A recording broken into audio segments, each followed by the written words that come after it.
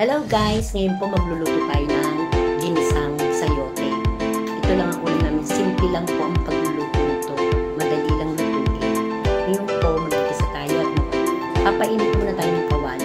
Lagyan natin ng mantika at mainit na yung mantika.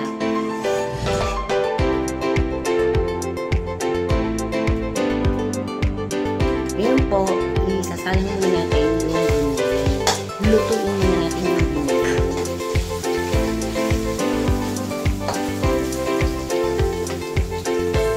Pag naluto na po yan, binangotin muna siya kasi baka masunog.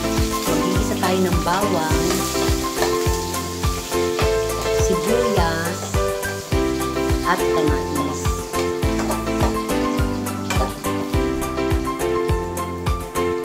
Lutuin natin siya hanggang sa mag-brown.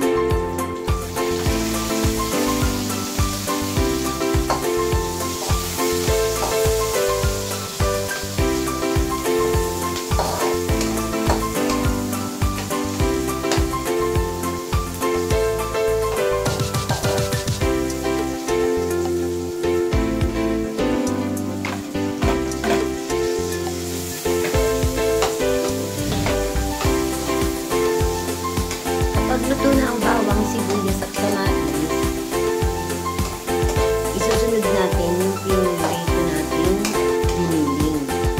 Ilalagay na rin natin dyan sa bawang, sibuyas at kamatis.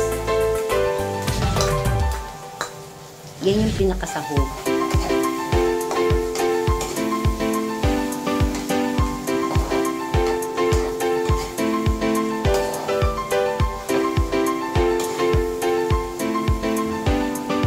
Naluto na yan, syempre, ilalagay na natin yung sayote. Ilagay natin na igin para kumalat yung kanyang sahog.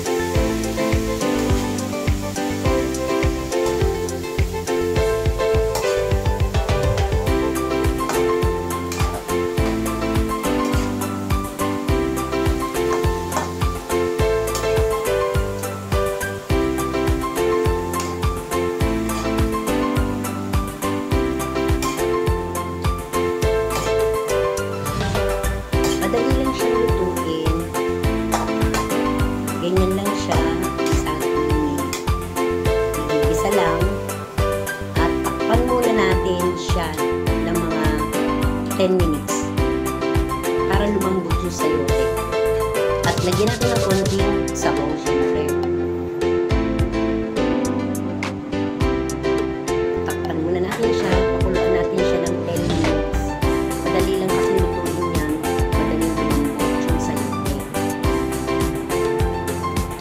Simple lang ang pagluluto.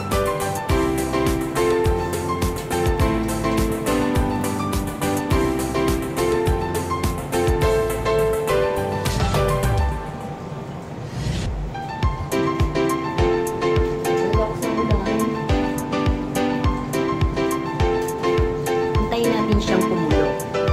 Yung mga 10 minutes, pakuluan muna natin siya para magluto yung sayote.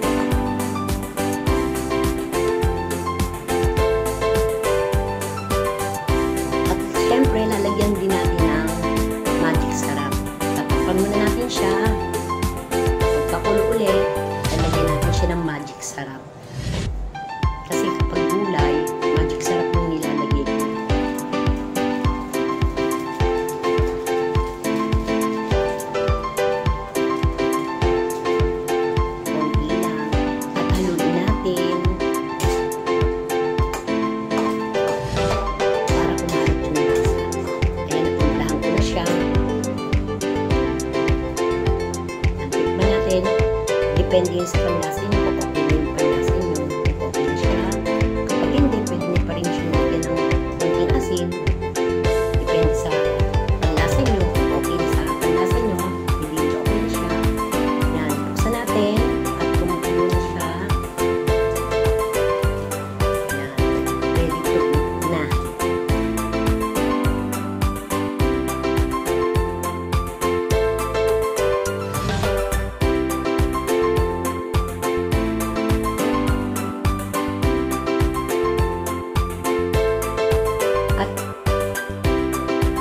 Kapag may gulay, syempre sasamahan natin ng pritong bangus. Kaya hanggang dito na lang. And thank you for watching. Don't forget to subscribe and click the bell button para updated kayo sa akin. Bye-bye guys!